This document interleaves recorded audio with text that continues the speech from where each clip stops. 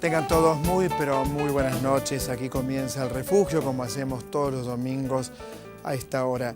Y miraba el programa del domingo pasado, entrevistas a Carlos Fuentes desde el año 2001 hasta el 2011, y pensaba, ¿está ahí? ¿Está ahí el autor de Terra Nostra, de La Región Más Transparente? ¿Está ahí? Presente, de Gringo Viejo. Impactantes son esas cosas, ¿no? Pero este programa, como tiene muchos años en el aire, da para producir un especial con todas las entrevistas que tuvimos, en este caso con Carlos Fuentes.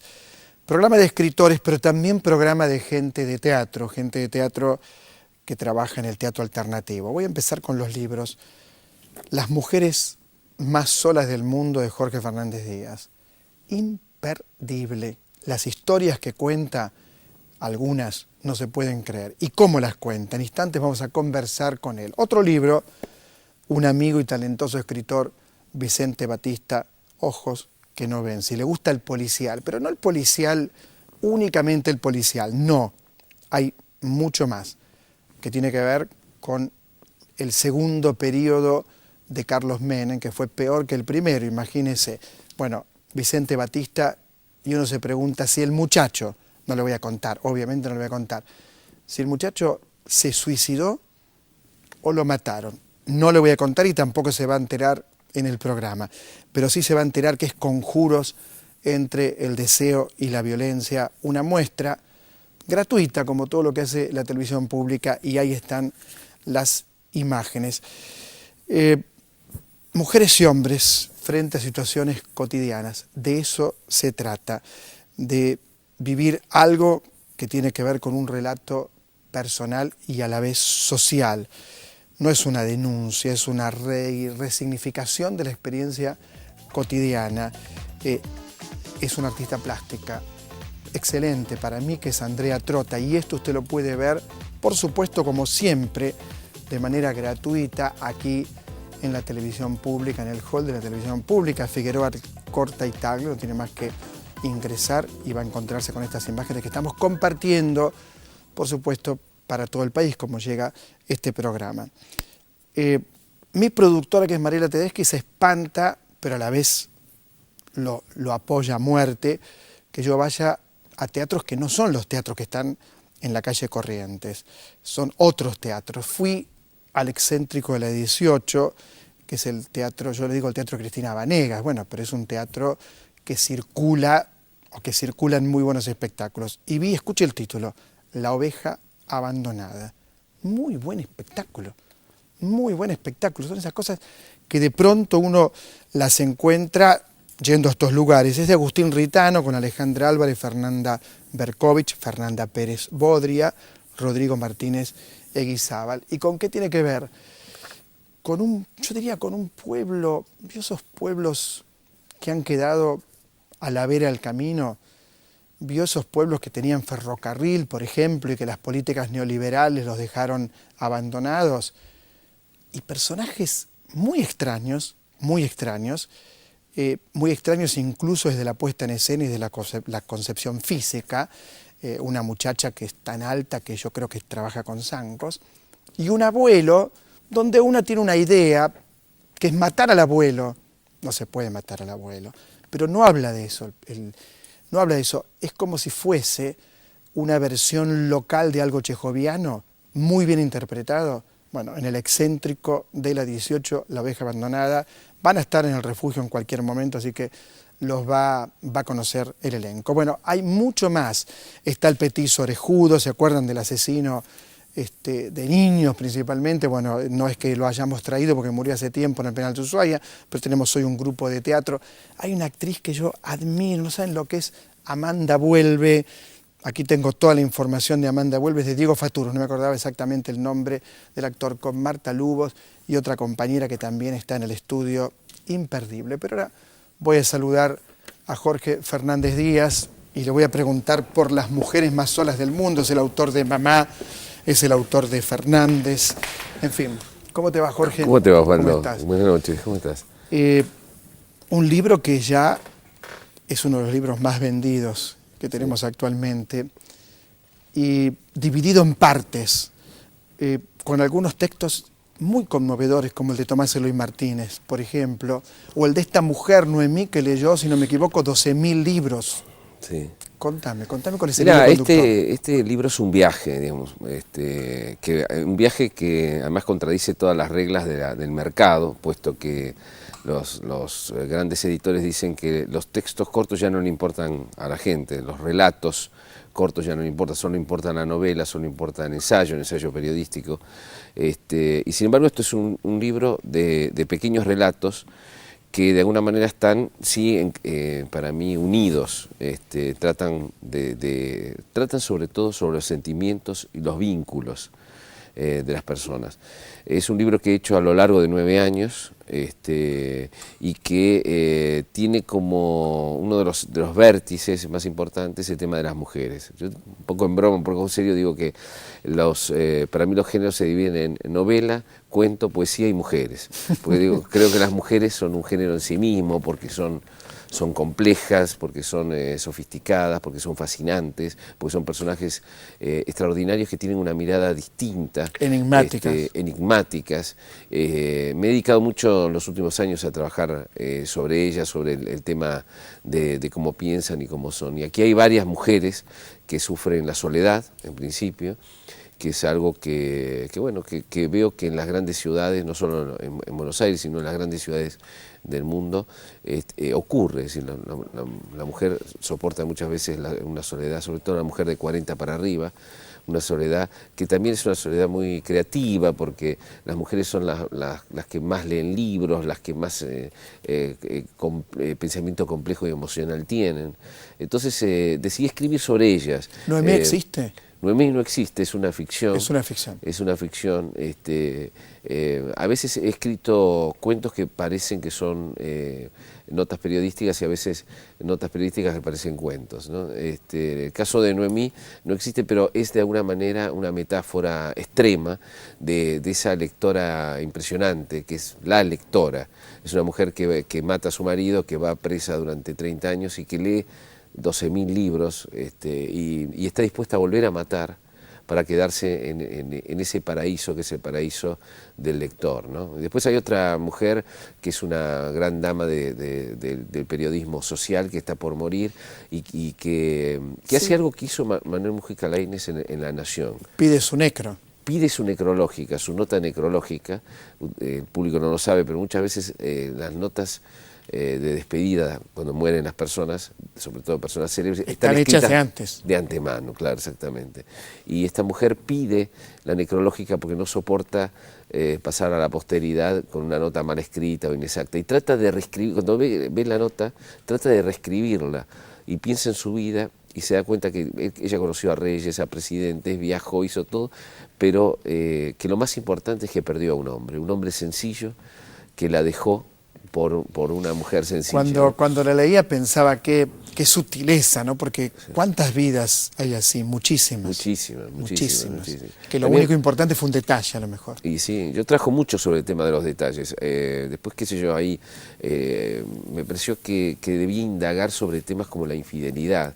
Hay una mujer que le dice a un hombre la verdad indecible, que es: yo no te puedo prometer la fidelidad. Es terrible, porque no te puedo prometer que sea eterno el amor, le dices. Es un texto breve. Sí, es un texto breve, bueno, pero donde está presentado lo que no se dice sobre el tema, ¿no? U otra vez, otra nota, otro texto, yo les digo notas, pero son cuentos, pero son... No, porque hay algo también de crónicas. También hay crónicas a la manera de Kapuscinski o de John Lee Anderson. Sí, crónicas sobre vidas de personajes que en general no son muy conocidos, o de personajes conocidos pero que viven cuestiones cotidianas muy particulares, ¿no? Pero déjame decirte que también cuento la relación entre madres e hijas, un texto que provocó mucha electricidad, ¿no? Porque muchas veces hay peleas entre madres e hijas y yo indago sobre la naturaleza de esa pelea, donde hay amor y hay también puñaladas y hay traición y las madres quieren ser adoradas para siempre como una especie de droga, y cuando la hija se rebela contra ella se producen esas guerras silenciosas durante años, ¿no? Entonces me interesa mucho ese tipo de cosas. Por supuesto también hay algunos escritores, por ejemplo La muerte de Tomás Eloy Martínez, todo el libro está dedicado a Tomás Eloy Martínez. Es muy conmovedor ese texto cuando él te dice te necesito a vos. Sí, sí. Es muy, muy fuerte, ocurrió así. Ocurrió así y además me hizo un regalo que yo no abrí nunca, lo tengo en un cajón y por superstición no lo puedo abrir, no sé qué es, un regalo antes de morir. ¿No lo abriste? No lo abrí, no sé qué? qué hay ahí adentro. ¿Pero y por qué no Pienso lo que si lo abro voy a morir yo también. No. Esa clase de supersticiones que me transmitió el propio Tomás, ¿no? Que tenía.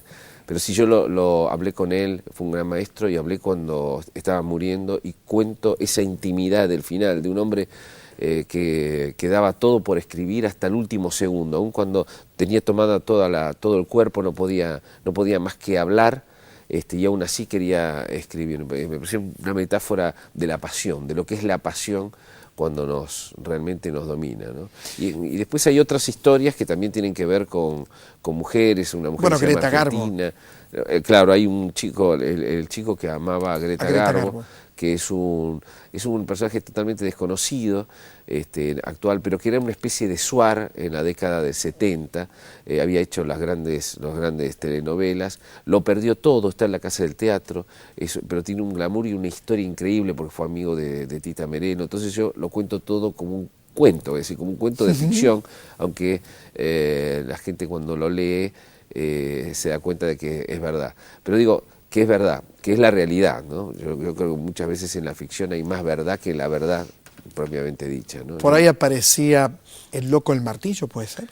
Sí, porque yo fui a la cárcel de Sierra Chica cuando era joven y entrevisté a Robledo Puch y me querían ofrecer el loco de martillo porque Robledo Puch no me quería atender y esa es un retrato sobre la maldad, de cómo nos persigue la maldad a través de los años, ¿no?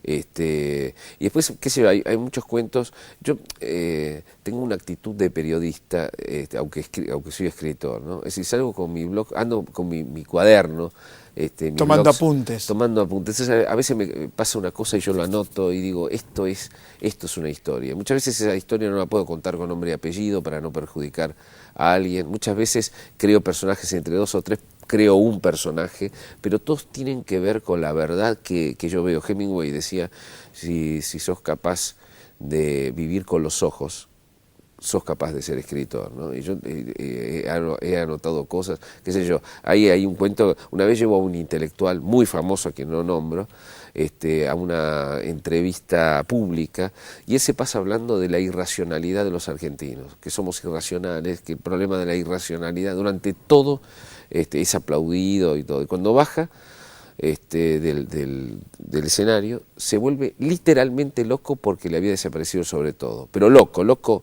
me pareció que era extraordinario porque pasó de hablar de la irracionalidad a ser un irracional absoluto. Por supuesto, sobre todo lo tenía una persona pública. Estaba por ahí, estaba por ahí, pero yo vi a un hombre hablando en la tribuna de la racionalidad y después lo vi en un momento de salvajismo personal, ¿no?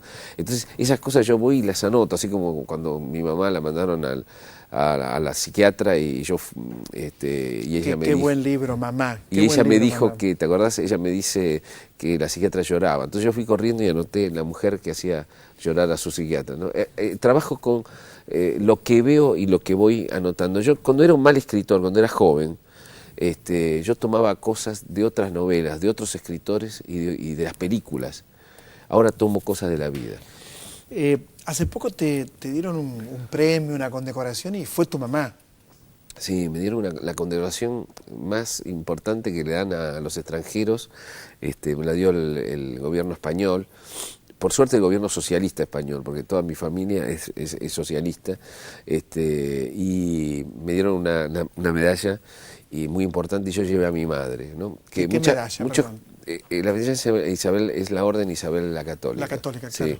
Es muy importante. Y fue tu mamá. Y sí, porque mucha gente cree, incluso el embajador creía que mi mamá era un personaje de ficción, pero no, lo llevé y fue un momento muy, muy emocionante. Mi madre, el encuentro con mi madre y aquel libro es el que desató toda una etapa de 10, 12 años, donde me abrió los ojos de que yo tenía que escribir sobre los sentimientos, algo que los periodistas no hacemos. En general los periodistas hablan de los hechos, hablan de la economía, de la política, cosas que son muy importantes, por supuesto, y que influyen a todo, pero el tema de los sentimientos, de cómo nos sentimos, de las frustraciones, de los malos entendidos de la vida, esos temas los periodistas no estamos preparados para narrarlos, ¿no? Entonces yo tuve que apoderarme un poco de la literatura para mezclar literatura y periodismo y poder contar en ese híbrido estas cosas que no son contadas, por lo menos por los diarios o la gráfica. Creo que en la radio se habla un poco más de la vida,